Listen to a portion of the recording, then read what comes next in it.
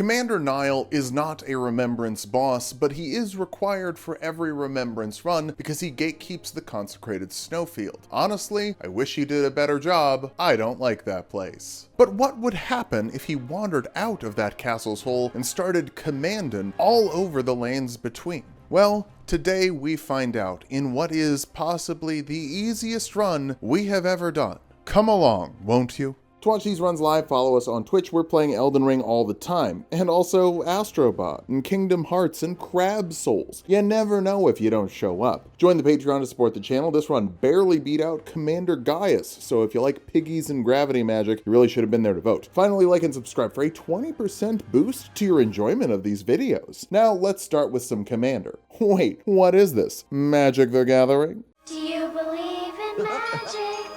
Hamburgers that talk.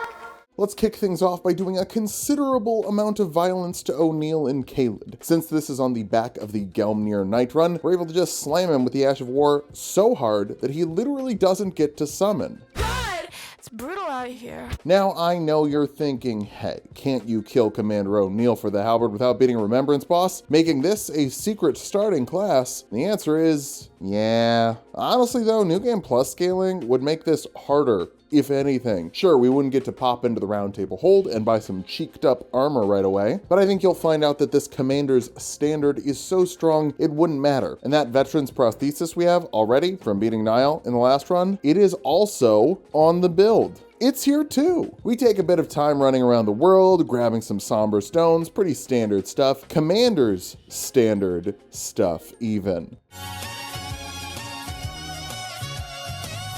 Isn't it wild that the name of the weapon is just two different Magic the Gathering formats? Can't wait to use the modern Pauper in Elden Ring 2. Our first real fight is with a nasty in the Consecrated Snowfield. We just kind of poke her and then try to end it with the funny Ash of War Storm Kick. Hey, that's not your leg. You don't kick with your hands, unless... I am Kick Puncher.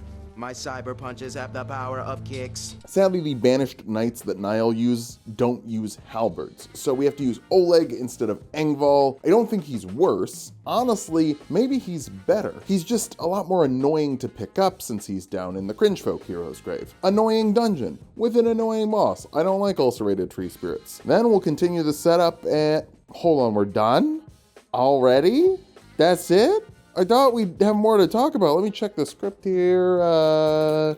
Yeah, get the standard, get the Ash, tell people about today's sponsor, Raycon. Oh, hey, this video is sponsored by Raycon. That's right, gamers, this video is sponsored by Raycon. Now, I know y'all have heard of Raycon. In case you haven't, they make the same quality earbuds as the other guys at half the price. But did you also know they're your best friend for this, our spookiest of seasons? Yeah, we are officially knee-deep into spooky season, and I'm doubting some of your commitments. How many scary podcasts are you listening to a day? How many times have you listened to Monster Mash? And you might say, but Phil, I can't wear my earbuds all day. They're not comfortable. Then you're not wearing Raycons. Raycons are ergonomically designed to fit perfectly, comfortably in your ear as you go about your day doing any number of activities. While you exercise, Monster Mash. While you do your chores, Monster Mash. Grocery shopping, Monster Mash. Writing alternative lyrics to Monster Mash, you can listen to Monster Mash. And when I say you can wear these all day, that's not actually true, because you can wear them longer than a day. Raycon's everyday earbuds boast a 32-hour battery life off of one full charge, which means you can wear them all day and then you can wear them while you sleep, while you get your honk shoes or your me's, depending on what kind of a sleeper you are. They're so comfortable, you can leave them in while you sleep. I do it every night and wake up to strange podcasts that began auto-playing. If you've been waiting to get a pair of Raycons, now is the perfect time. They just upgraded the everyday earbuds to have an even more ergonomic design and active noise cancellation, so you're only gonna hear what you wanna hear. So click the link in the description or go to buyraycon.com/height today to get 20 to 50% off site-wide. That's right, you'll get up to 50% off everything on Raycon's website when you go to buyraycon.com/height. Now, let's get back to the easiest run we've ever done.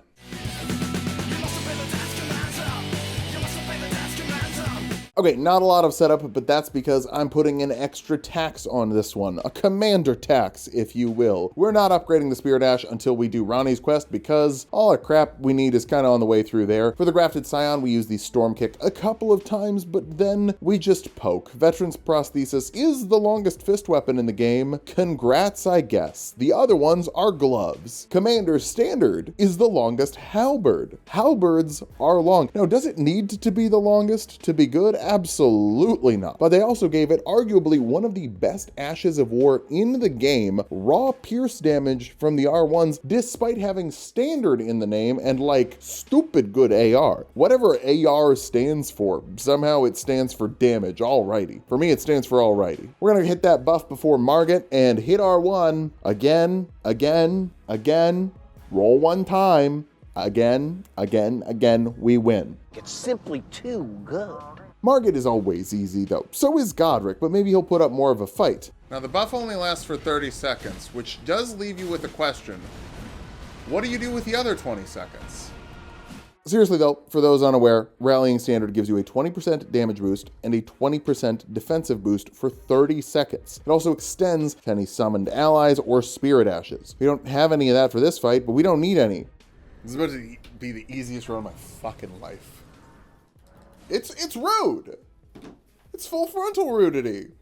Okay, remember how I said I'm the worst Elden Ring YouTuber? Not in terms of content, that's subjective. I'm sure some of the people who watch these videos actually like them. But objectively, in terms of game skill, I don't think anyone who does this professionally is worse than I am at the game. Which means that I think I am in the unique position to define what is and isn't easy mode in this game. Spirit Ashes get the most shit from the community, but honestly, they are fourth in terms of making the game easier. Mimic Tier and Tish can do some good damage because they can deal percentile damage. But if your Mimic isn't using Bleed, Frostbite, Blade of Death, or Black Flame, or you use a Spirit Ash that isn't Tish, they don't do much damage and really just provide you windows to heal and punish the bosses. That's definitely good, that's definitely helpful. But above that, I'd put percentile damage in general. Like the Mimic Tier is good with percentile damage, but that's more of a percentile damage is good, not necessarily the Mimic Tier. Bleed, Rot, Ghost Flame, just melt bosses in a way that makes them go so much faster. The less time you fight a boss, the safer it is, because the deader they are. Number 2, Night Comet or Ancient Dragon Lightning Strike. I am happy both spell categories have their own easy mode spell. Night Comet is probably the better one. It's so easy to pick up, buff, and spam for absurd damage that is also absurdly safe to get off. Ancient Dragon Lightning Strike is a little trickier to land, but it does a lot more damage and makes regular bosses die pretty fast. Big bosses die instantly.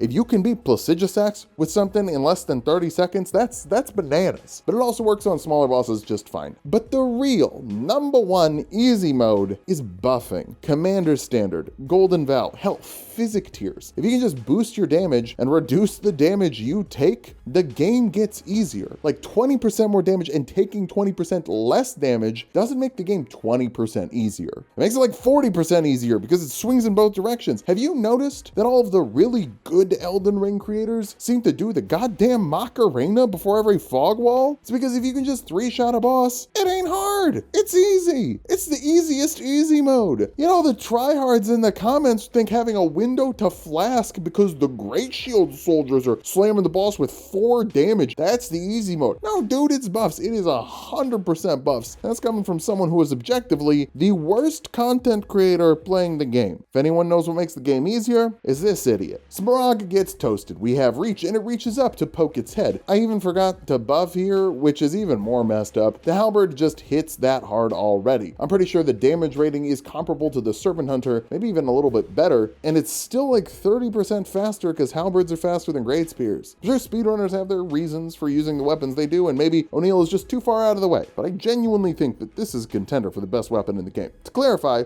not my favorite weapon in the game, but best, maybe. So hey, what's the distinction? Well, as we wail on the Red Wolf of Radagon, I guess I'll talk about that. It isn't tremendously fun. If it's not fun, why bother? You just kind of hit L2 and then you hit R1 until you win. What do you want me to say? What am I to say? What am I to say? Did we hit him? My job's gonna be so fucking hard with this one. How am I supposed to make this interesting?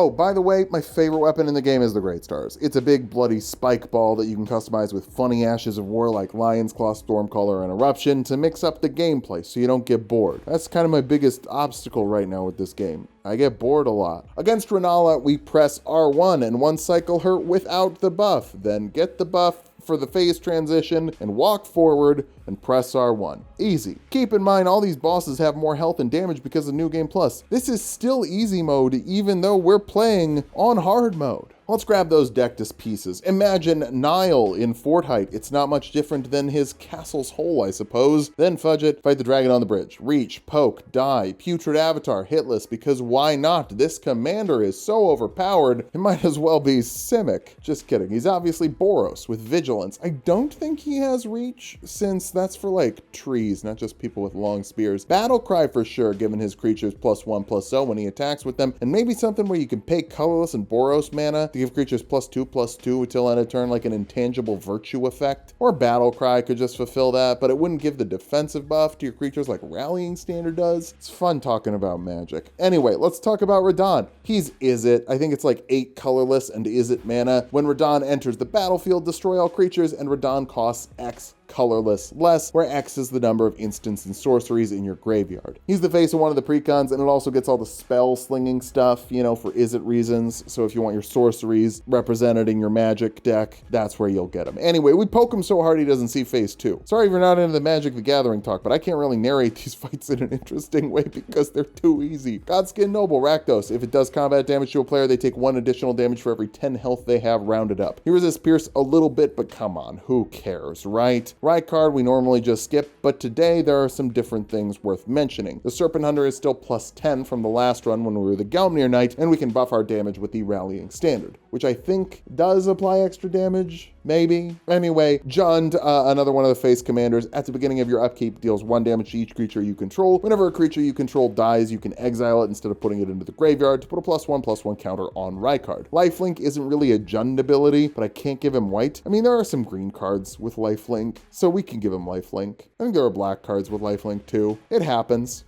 What the hell are you talking about? Loretta would have reach, Azorius colors, and horsemanship. Sure, that's a funny keyword they could bring back. Ronnie's another face commander, Esper enchantment creature. When she ETBs, you get to tutor a creature, reveal it into your hand. Until Ronnie leaves the battlefield, that creature is legendary and deals commander damage. Mimic tier is easy. There's plenty of changelings and shapeshifters in the game. You don't even need to give it a card. Like, just reprint Spark Double. Save yourself some trouble. That also means it goes in the Ronnie precon, of course. Oh, and we use guard counters on the Mimic tier because they do more damage, and they're free because the Mimic tier doesn't do any damage to us. Regal Ancestor Spirit is Dimir, sacrifice a creature. Regal Ancestor Spirit becomes a copy of that creature until end of turn. Also in the Ronnie precon, she gets a lot of stuff on this path because, you know, this is her path. The Commander Standard is great here with its jump attacks. It's kind of great in general, but the jump attack specifically is a wide sweep that helps you hit spindly little legs. Hey, this time it's actually doing standard damage too. Isn't that neat? Okay. All right, we got the statue Ronnie quest done for now. Incel Rivermane? Absolutely not. Look at the feet. That's the clue. He's got duck shoes, like the Banished Knight set. And if you've got 2 friends who are living together and notice they're sharing each other's clothes, those friends are not friends. They are more than friends. They are very good friends. Here we'll grab the good kush for our very good friend Oleg. Lake of Rot is a land you can pay 2 green and a black to tap and proliferate. Normally it just taps for colorless mana, and hey, it's Estelle, or as I call him, the Dimir Blink Boy. When he enters the battlefield, he does 3 damage to target creature an opponent controls, and if he's tapped at your end step, you exile him and return him to the battlefield under your control at the beginning of your next upkeep. We run in, we poke his head, it's over, we win. I don't think I'm giving the Gargoyles cards. I don't like them, so let's talk about the small nuances of the fight. We're doing jump attacks for standard damage. They're weaker to that than they are to pierce, and it swings the narrow halberd in a wide arc. Big sweep. Same thing we did to the Ancestor Spirit. It works better for a lot of reasons. Oh, it's also the debut of Oleg. Hey Oleg, you don't get a card either. There are already too many legendary creatures. Banished Knight though, I think that could be a standard creature. Sure, Boros colors, after they attack, the next aura you cast that turn gets copied onto another creature. It's not quite Storm, but it's a little stormy. I want some sort of Storm because they are the Storm color folks, but Storm is just, yeah, it's just busted. It's really hard to get it on a creature and make that balanced. Time for Fia's Champs. They also also don't get cards. Sorry, but Fia does. She's the backup commander of the Rani Precon, taking creatures out of graveyards for a cost, putting them onto the battlefield under your control. When she does it, the person you stole from loses HP equal to the CMC of the creature you yoinked to do her health debuff. The champs go fine today. We have the reach, damage, defense, and allies. If we didn't have those things, they would suck. Maybe that'll happen next run. Time to put the Niall in Annihilation.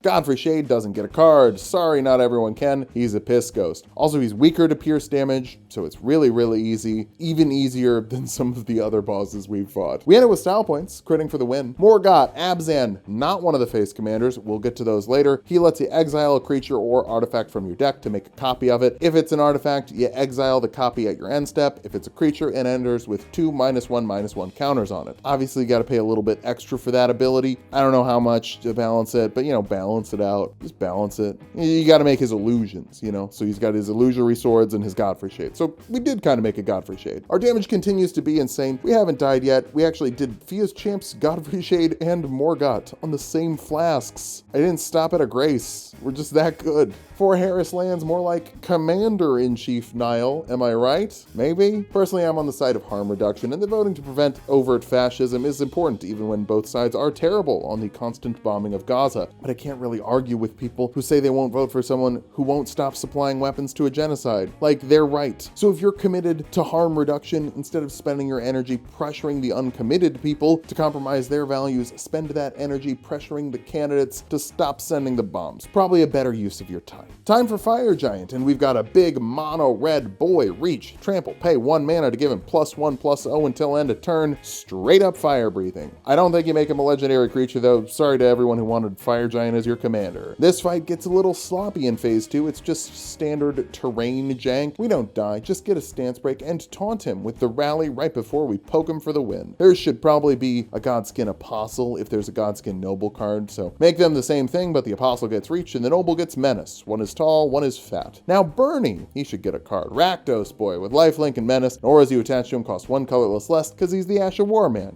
The 3 of us get going so nutty. Oleg quits a little early. Don't put your swords away, we're not done! We ain't done yet! Take your swords back out! Then I hit the swag jump, but not the right way. We gotta try it with the prosthesis, because that thing should be used somewhere, or should it? I would say no. Niall has it on his foot, because it's a foot, you wear it on your hand. That's not how Niall uses it, so we can't use it like Niall, so we don't have to use it. Might be cope, but come on, I'm not gonna use something that's worse. I have something better in my other hand. Malekith, it's Mardu time. When Malekith deals combat damage to a player, they take that much damage at the beginning of their next upkeep as well for the death burn. Fight is super clean again. We hit R1 and end things with a crit for style points. Still deathless, still struggleless. I'll just keep reminding you of that every once in a while and talk about walls. If I had one! Gideon is backup commander of the Izzet deck, letting you cast instants and sorceries from any graveyard. Still have to pay the mana cost, and the player whose graveyard you cast the spell from gets to look at your hand and exile a card from it. It's Gideon sharing knowledge, but also scooping up the spells from the bosses you defeated. We poke him. Can't decide if Godfrey should be Boros or Gruul, so why not Naya? I know it's usually the cutesy animal color, but it's also dinosaurs, and he's a big boy. Menace, trample, and when he attacks you get +X/+0, where X is the amount of instants you've cast during combat. So it's all about pumping him with pump spells right as he's about to attack for steroids. Then you do X damage to X amount of target creatures for his shockwave. Stance break hits right before phase 2, so we charge in to get it at the start of phase 1, but that doesn't work, except for that time that it did against Consort Radon. What are the rules? What are the rules? Also not the face commander, but look who is, it's Radagon and Marika. They're a flip card you can cast either side of. Radagon is Naya, Marika is Abzan, so together they're Dune Brood. It's a 4-color deck, baby. Marika has a new mechanic that raises your starting life total by 20 and also heals you by 20 when she enters the battlefield. Also, when she leaves the battlefield, your starting life total goes down by 20 and you lose 20 life. It works for effects that care about your life total, which the deck is going to be full of, helping them activate faster. If you would gain life, you gain that much life +2 instead. And finally, an activated ability to sacrifice a artifact and goad all creatures your opponents control for the Shattering Ward. I know it's a wordy card, but hey, Did you play Karloff Manor? They wrote some novels there. Radagon's kind of a group hug beater as he enters. Choose an opponent. When you draw cards, they draw cards. When you gain life, they gain life. You can't attack each other until each other player is defeated. It's like the wedding ring effect on a creature. Oh, also Menace and Trample, and he's huge, because, you know, he's huge. When he deals combat damage to a player, you can return an artifact with mana value X or less to your hand, where X is the amount of damage dealt. Reforge the Elden Ring, that kind of thing. For the fight, we poke him, it goes great, get some crits, avoid the Hammer Slammer, rebuff before phase 2, then Elden Beast 2. Do we have to give it a card? Fine. Also Abzan, when you gain life, you can deal that much damage to any target creature. It should do board wipes, since it's all about giant AoEs. Very cool that the boss everyone hates will become a commander that everyone hates. And yeah, we poke it goes great. If I said I didn't, I'd be in denial. Let's clean up the rest of the bosses with the Veteran's Prosthesis. Just kidding, it's the Halberd. You know, considering how strong the standard is, Niall should hit us harder. Can't believe I'm saying this when he hits super hard and gets Frostbite, but yeah, it's not nearly as good as the player version. That never happens. I'll take it. Oh yeah, we never did Godric, so you can sacrifice a creature and exile it instead of putting it into your graveyard. Then Godric gets +X, where X is that creature's power toughness. Or I guess it's +X+Y, like Phyrexian Ingester. Very cool. And he's Jund because he's cutting people up and stapling them to his body. That's very Jund. Old man does not get a magic card. Maybe if he was right next to the elevator, but considering he makes us do an errand, no card for you. Anastia, also no, we already have too many legendaries. Penguin Noble doesn't get a card. That's just gonna be a Blood Artist reskin. I know Blood Artist is a vampire, and I don't think Mohg's followers are specifically vampires, but Pitless Plunderer got reprinted in Fallout as one of the Enclave, and they called him a pirate, so I think that's fine for Universes Beyond. White Mask will get its own card, but it won't be a legendary. I didn't realize this was just gonna be Universes Beyond fan card video, but here we are. Mohg is Rakdos in the right card precon with the bleed mechanic. It's kind of like rad counters from Fallout or toxic counters, but less bullshit. You stack up an amount of counters on a player, then they lose an amount of life equal to those counters the next time they take combat damage, and remove those counters. Give Mohg an active ability that puts bleed counters on an opponent without attacking, where X is the amount of times that ability has been activated, and so the more he counts, the more it goes on. And flying, because he has wings. The rest of right card deck will just have a lot of proliferation effects for all of the 1/1 counters and the bleed, so you can crank those. Also, guess how the fight goes? I want a polka.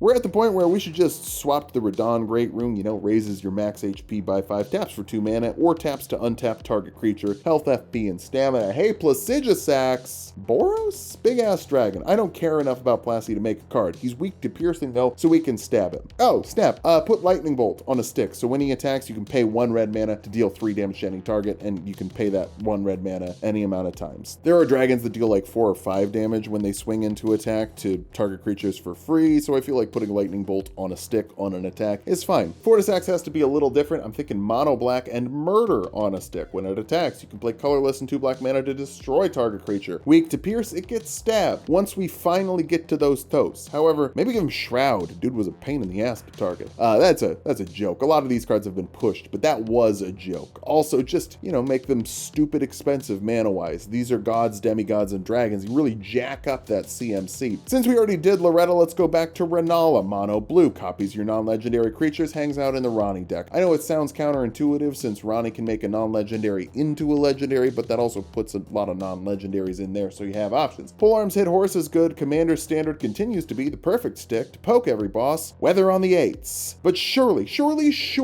Melania will give us trouble. I doubt it, but you never know. Cowabunga, here we go. Run away, drop in Oleg, then buff up. She just lets it happen. She's just watching it. Oleg is feeling aggressive, love that for him. We poke, get a stance break, and fully charge a spin as she stands up. There is one downside to Commander Standard, it's the spinning R2. That sucks. Another stance break, and I think maybe she was trying to ducky dance before phase 2, but who can say? She drops the Jeweled Lotus faster than that card dropped in value after the ban. Sorry if you owned one. Then more poking. Attack of the Clones, we call that Myriad here. Poke her some more, a second Jeweled Lotus? Wow, what does she have, $4? Surely Gilded Lotus is just as good. CDH will be fine. Poke, and we've beaten all the base game remembrances without dying the first time. I thought that'd be bad. That was fucking easy as shit.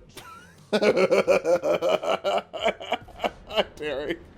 Melania, super fast card. She's the backup commander of the Marika Radagon Precon, so it's Dune Brood. She's double-sided, but flips when your health drops below half the starting total. Both sides are just keyword soup. Front side, Vigilance for super armor, Lifelink for the regen, Double Strike for the ducky dance. Flip her over, add Flying for the wings, Infect for the rot, and Myriad for the clones. Why would you do this? It's like Dune Brood Avacyn, but not indestructible. I mean, come on, we don't want to make something busted here. DLC time. Will we die? Will Phil do a deathless run? Will the DLC bosses slot into the precons I already had in mind? These are questions each viewer certainly is equally curious about.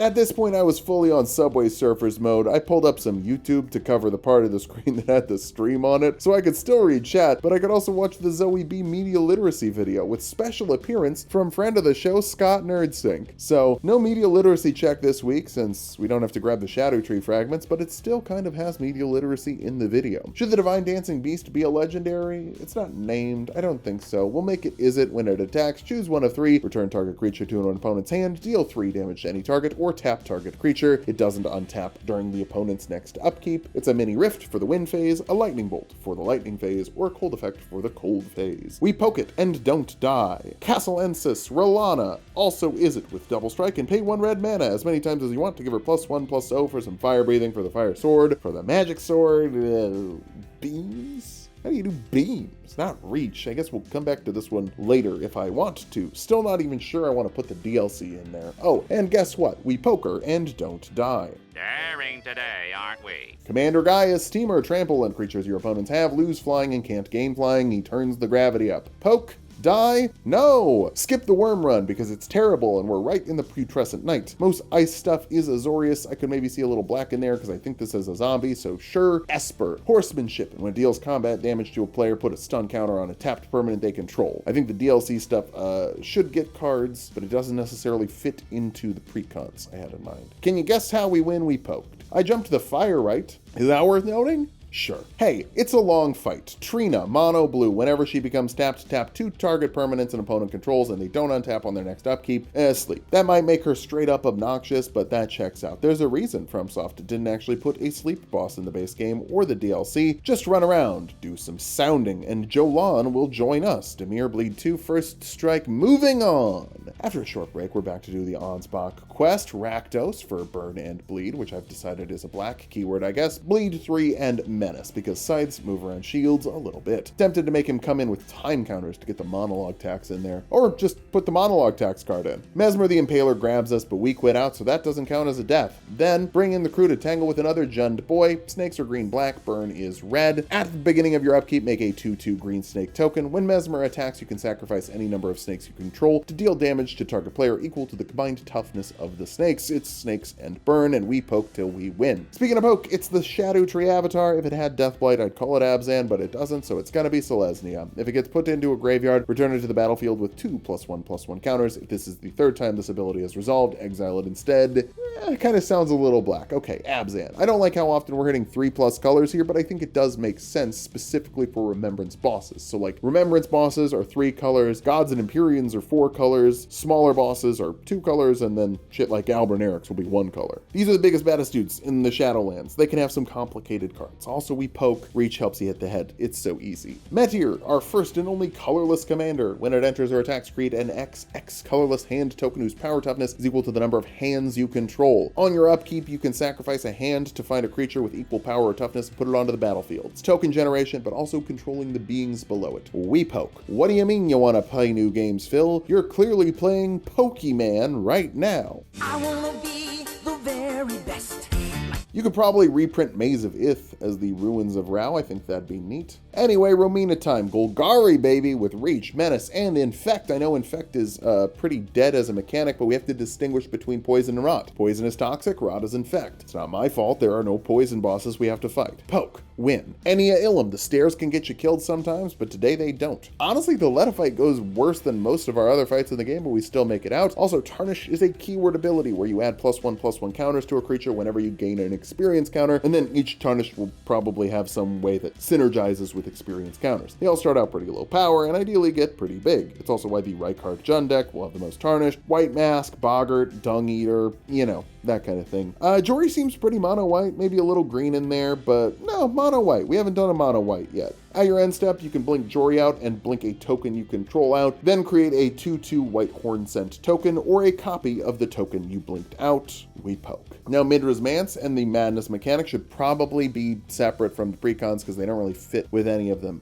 At each player's upkeep, they can discard a card to exile the top card of an opponent's library. Whichever card has lower mana cost can be played for free, and the other card can be played for its mana cost until end of turn. Whenever a card is played from anywhere other than a player's hand, Midra deals 1 damage to each player. It's chaos, it's burn, it takes the world. Also, we poked. Consort Radon. I'll try and get into the fight, because if anyone's going to kill us, it's him. He dives in, we roll, then poke. Ansbach is here to read his copy pasta, and we're just strafing and poking. Oh, also, this is the first time we have fought post-nerf Radon, so it's literally easier than every other time we've done this fight. He puts the focus on Ansbach, so we drop Oleg and get the stance break right before phase 2. Unfortunate. Heavy charge attack, and let's do this thing. Roll through that grab, then get a poke. Hang out in the back while Oleg takes aggro so we can rebuff. Even Ansbach got the buff. That's nice. As we get nuked, you can see how good the defense buff is. Like, that is squeaky toy damage. Ansbach breaks the stance while we're backing off, but that's fine. It lets us rally again. Ratty keeps hitting that Hyperlight Drifter, a great choice for him since it makes him invincible. And then it's time for the big jump, and we properly roll it. Nice job. Nuke again, but I'm already running over to him. We rally as he lands to keep Ansbach healthy too. You know, I feel like with how long this fight is, he really should have gotten a bleed by now, but I guess Ratty just has high resistance. As we reset the rally, Ansbach actually does manage to dodge the grab.